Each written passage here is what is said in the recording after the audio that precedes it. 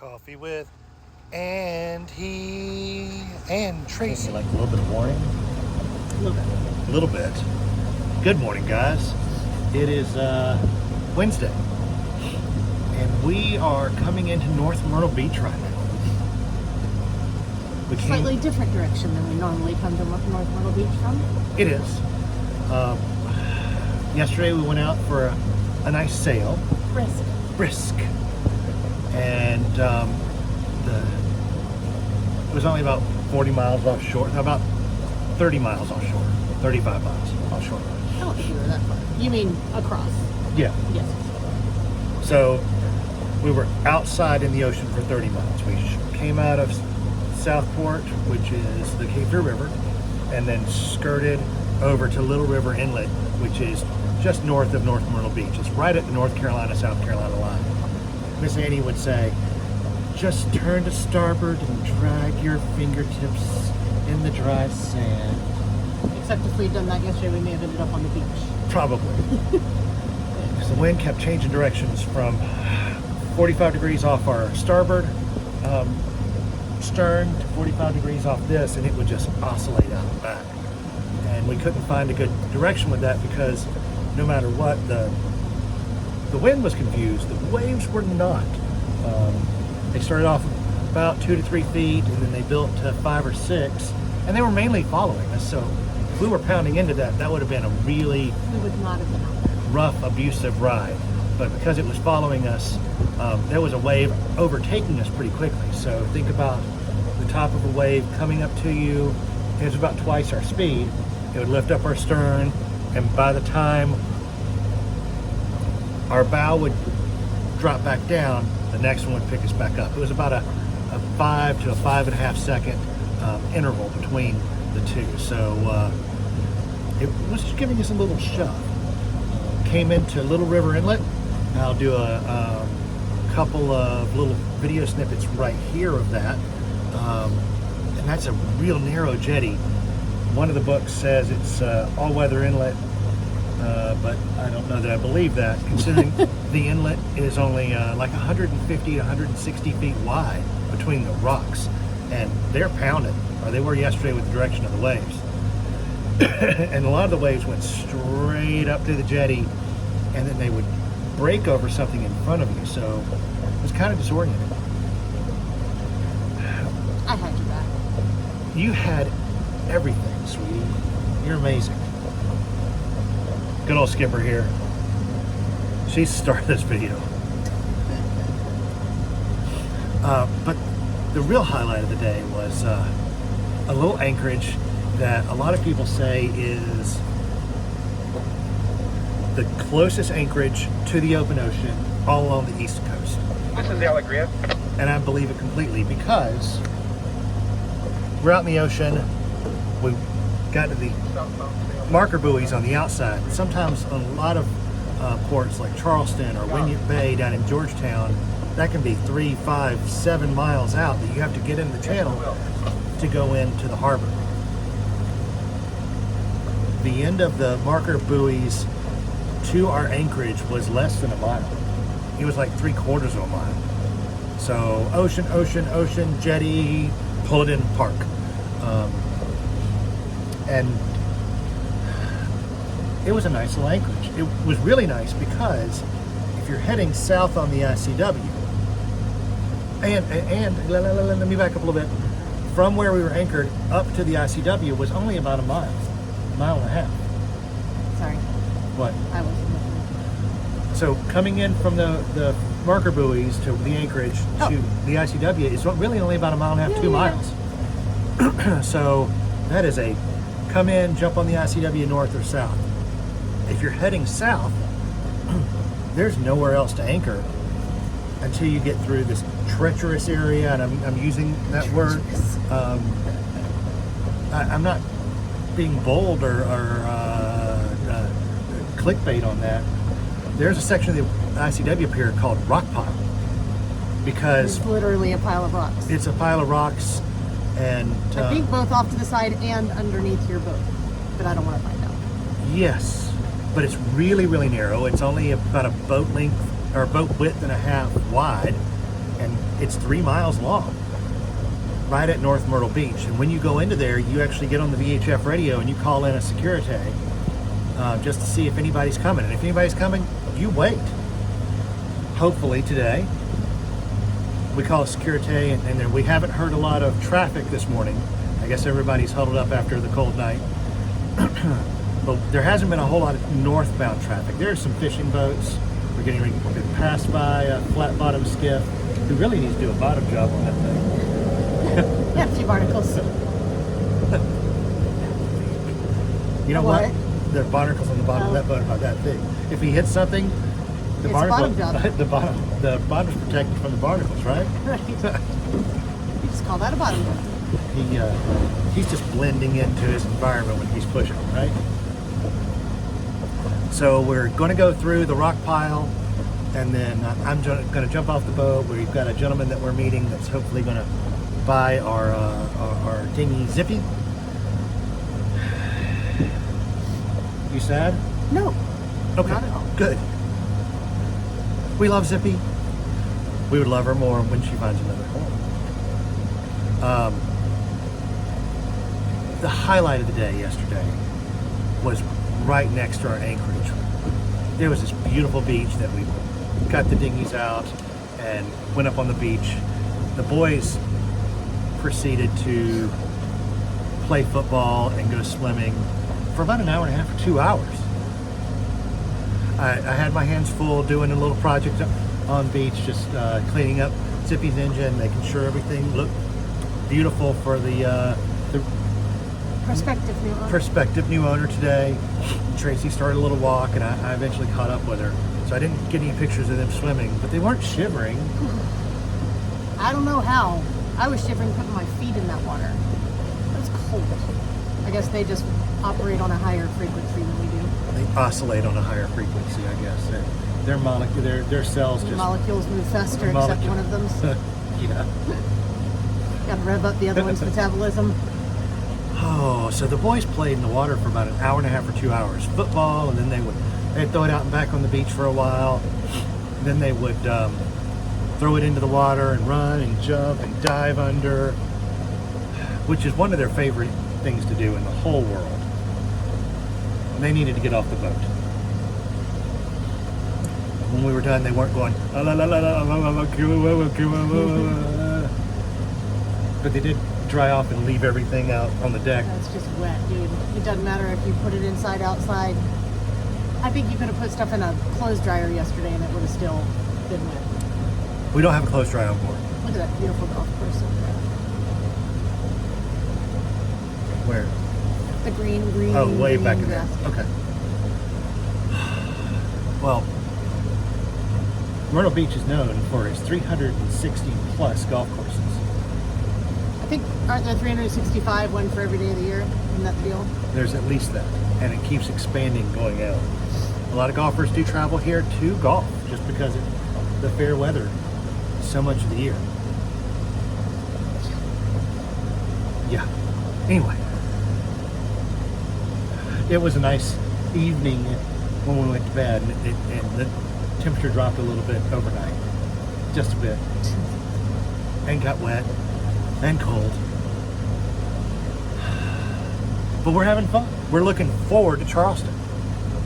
Still looking for a place to leave our boat. We might end up over at Sunset Cay Marine. The boat might end up in Myrtle Beach. Somewhere. Like before we pass Osprey today, we should probably make calls. Because if we just need to get off the boat, we just need to leave the boat again. But I need Michael to... I'll go get Michael. That's 2 or 3 days of travel in a 2-hour car ride. We'll figure it out. We're coming into right where there's a bunch of tourist boats. And this is where the boys had their signs on the way up. Like, Oh, is it? your daughter's I hot. think your wife is hot. And we passed like a boat full of Mennonite ladies. And they're showing their signs. I'm like, boy, Signs down. not appropriate. I mean, not that it's ever appropriate, but it's less appropriate then. Oh. But we're looking forward to a nice, beautiful day on the water. Get through the rock pile. Want to get into Waccamaw. And I don't know if we'll make it that far today, dude. I want to get into Waccamaw soon. You've got to run to Conway with this man. We're going to see how today ties up. But, I mean, you guys could do a little shopping if you need to at that day dock. Yeah, okay. But we don't need any other fresh revisions on the boat, seeing that we're getting ready to leave it. We need to eat down through our stores. Yeah, I think we're good. Had a nice, yummy, she called it a veggie soup, but you can't call it veggie soup when you have leftover hamburger meat in it, leftover steaks, It and was fridge clean out soup. fridge clean out soup. Leftover steak, leftover cheeseburgers, all the produce that needed to be eaten because we've eaten out the last, 2 nights? When we had planned for meals instead. It's all good. It's all good. So the boys, a couple of them had math tests yesterday. Oh, he got him a flesh. He does have him a push. It's giving him a fight. I think it's like this guy. It's still fighting. It's cute. You can pan fry that puppy. So here's how I'm struggling as a parent and an educator, and I want to just... Oh, now you're an educator? Yes! We have boys on board, and a lot of boys can be resistant to school. And we have several special needs in different ways. And that's really not what defines you, but it tailors how you have to present things in some ways. And sometimes math is just Painful for you? painful for everyone. It's painful for them, it's painful for us. And if you're looking at it from a point of education standpoint, and an IEP, which is individualized education plan, which a lot of kids have in school. They have to meet these fundamentals or these basic criteria 75 or 80% of the time without prompting and without assists and without helps. And I'm not saying that we're trying to force the boys to a certain grade level. Well, that's good. We're not. We're meeting them where they're at. And that would be several deviations. And deviation would be levels of appropriateness or grade levels from where they should be chronologically. Am I being negative or ugly in any way yet? Nope. Yeah. Yeah. Stop me if I am, because I'm not wanting to be No, ugly. go ahead. I'm just trying to present this to just friends and family so you understand. So several deviations below on Good some of the morning. boys, not all of them. And the schoolwork should be about 30 to 45 minutes worth of this is the lesson, and we've gone through all these different curriculum, and I've paid for more curriculum to try to find and meet their needs, and to meet our needs and theirs, and help plug into their brain the best way possible. Spent lots of money. So I'm not trying to be cheap. But this 30, 45 minute worth of what should be work can turn into 8, 10, 12 hours, and then really only about 30% proficiency or correctness. And we go through and we talk about it. We go through it all the same stuff all the time. And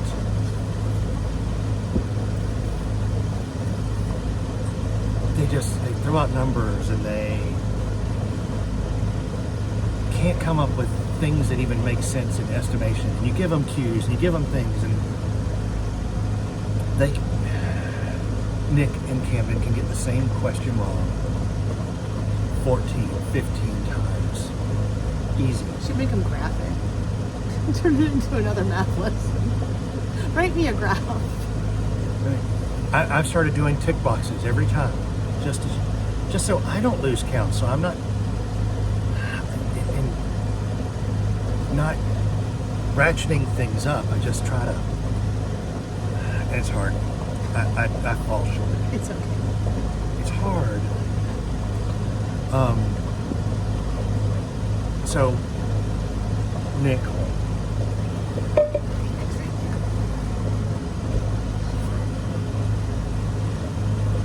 He's closing the door. You know, they can probably still hear you. I'm not trying to be ugly. Nick got to a test yesterday, which every 5 lessons there's a test. You got to show that you're proficient in things. And the test goes back 5 lessons. Like, it never tests on anything new in the last 5 lessons. So the test actually goes back 10 lessons. Well, and before. And it before. spirals through the whole curriculum, but never the last 5 lessons. And it was 20 questions long. And he got, to meet 75% proficiency, he had to get 15 right. I'm not even saying 80%, I'm saying 75. Give me 75, we'll work through the others. He got 2 of the first 4 wrong, and 6 or 7 of the first 10 wrong. And it took him all day to just, wasn't a new lesson, it wasn't new materials, it wasn't anything new presented to him. So instead of, I didn't even check the second page, the second half of the lesson, because he wasn't grasping it. So I told him he was going back 5 lessons, and he had to hit 75% proficiency on every one of those to move to the next one, to get to this test. And if you can't do that, we're moving back 5 more. I'm just trying to meet him where he is. This is South Carolina Queen in the rock pile. Vessel heads south, northbound.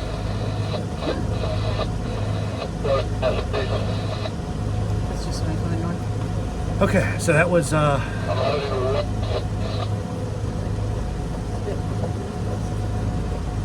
okay, they've communicated. That was a vessel coming north on the rock pile. We're still a couple miles away from it.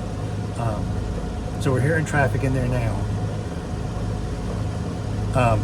So we're just going to go back and we're going to try this and try this as a new direction and see how that goes. I can't devote 4 or 5 hours To one child?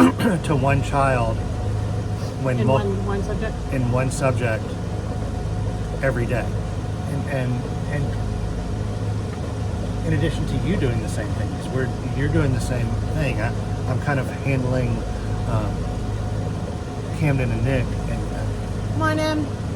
Big M Casino. Yeah, that's the boat that came in last night out of the ocean. It's a big old boat.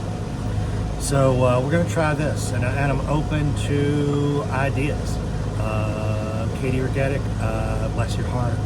I love you. Ms. Cooper, I love you. I don't know how you guys Do it? do it. I'm I'm not a learned man. I'm not a trained educator. I'm not even that smart. You gotta tilt the things so people can see what we're passing. So those right behind us were 2 big, there's one small front. One big casino boat, and then there were 2 like jet boats that Here. take out. The Sea Racer. That probably takes 40 people out at a time. It's like a jet boat. And then there's this darling little shrimp trawler. Oh, we saw the cutest little shrimp trawler today. Wasn't really a trawler. It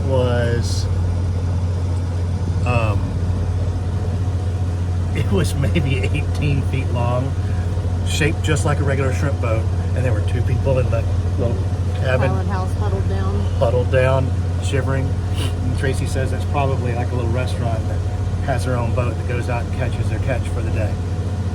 Neat stuff. So we're getting ready to get to the first swing bridge and then the rock pile. I think we're going to wrap this up unless you have anything you want to add today. Just heading south. Heading south, heading for warm. That is a beautiful surfboard with the octopus on it. That's a Kraken board. Connie, Connie.